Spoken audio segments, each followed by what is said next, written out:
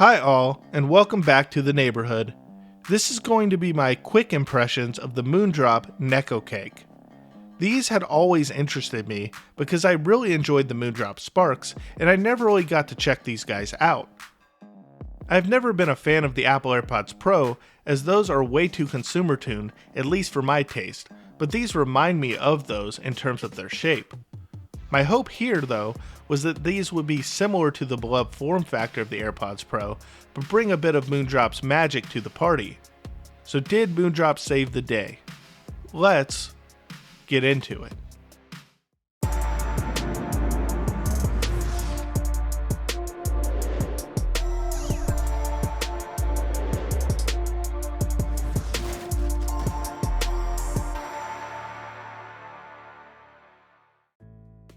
As I alluded to in the intro, the form factor of this build is like that of the Apple AirPods Pro, at least on the surface. The plastic these are constructed of isn't as premium as the AirPods Pro, but what can you expect for a product that is less than 1/5 of the cost of that set?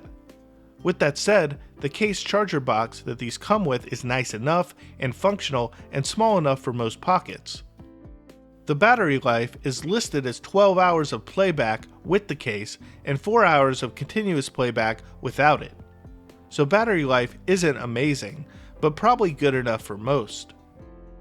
It charges via USB-C on the bottom of the case, and the earbuds connect to the last connected source when the top of the case reopens. There is a button on the back of the case to reset the Bluetooth connection, and a light on the front of the case to let you know the battery status of the unit, indicating that it's charging or that it's fully charged. I prefer the 3 light indicators on the Sparks for this purpose, but again, this won't bother everyone. Each side of the earbuds has a touch-sensitive portion near the top of the stem. This can be customized to a variety of functions, but I'll share a screenshot from Moondrop's MyLink app of most of the default functions so you'll get the idea. I did have a hard time getting the double tap and triple tap functions to respond consistently, but the single tap and hold functions worked well. So with customization, you could set up your favorite functions as you see fit and make them easier for you to access. There's also active noise cancelling, and while there is a difference between it being off and on, it doesn't work amazingly, but it's probably good enough for a set like this at its price. I could hear loud outside noises, but it does block out a fair bit when activated. Inside the shell is a 13mm dynamic driver, and these utilize silicone TWS style ear tips that are lightweight and comfy, but I did have to get used to putting them into my ears a bit to get them to sit well and seal, but the learning curve wasn't steep or anything like that. They're also fairly lightweight and disappear into your ear, whereas something like the Moondrop Sparks is larger and a bit more awkward to wear. In terms of the sound, there are a few things to consider. First, for the price, it isn't bad and it's actually decent. For $50 or less, I'm not sure I've heard anything better sounding in the TWS world, even if these are a bit wonky here or there. Again, these also do have some form of ANC, and they're much easier to wear and take in and out compared to something bigger, more expensive, heavier, and more awkward to wear like the Sparks, which stick out of my ears a bit more and have a larger carrying case. So, from a TWS portability perspective, I can see someone putting up with the lesser sound quality here in exchange for ease of use. For example, I tend to spend a lot of my time in the kitchen cooking, so I picked up my own pair of these not only for their comfort, but also to keep my hands and my body cord free in that situation. Having a corded IM in the kitchen can be a bit of a liability, if you know what I mean. The range on these things is quite good, at least with the Bluetooth 5.2 version. With my phone in a central location, I can travel to almost every room in my house without them cutting out. But if I put my phone on one side of my house and then I end up traveling to the other, it will cut out in this case, however. Nevertheless, this performance is better than the BTR3K, the Moondrop Sparks, or the Tin Hi-Fi Buds 3. By the way, the original version of these had Bluetooth 5.0, but newer variants of both the black and the white variety seem to be shipping with Bluetooth 5.2. So make sure you order the one with the Bluetooth capability you want.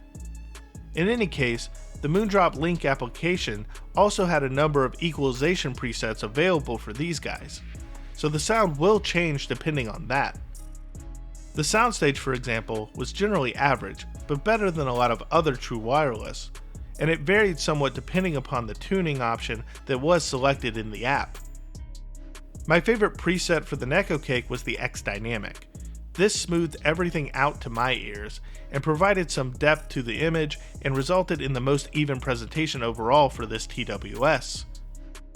The differences between the preset equalization are pretty distinctive, so maybe you can find a tuning for your taste if you end up with these and don't like them out of the box. Without equalization, they are a bit all over the place, overly forward in certain spots and recessed in others. They're also a bit bright in their expression.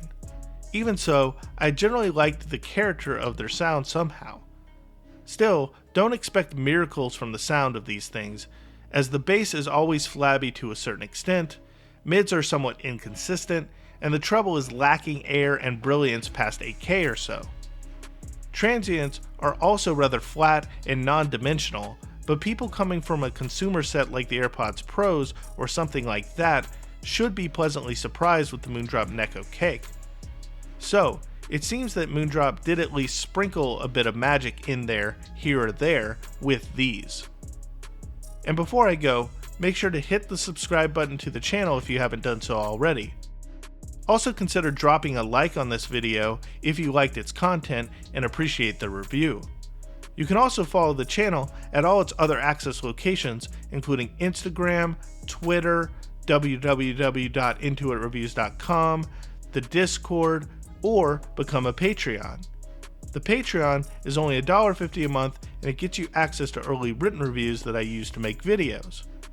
And with that, I'm out for now.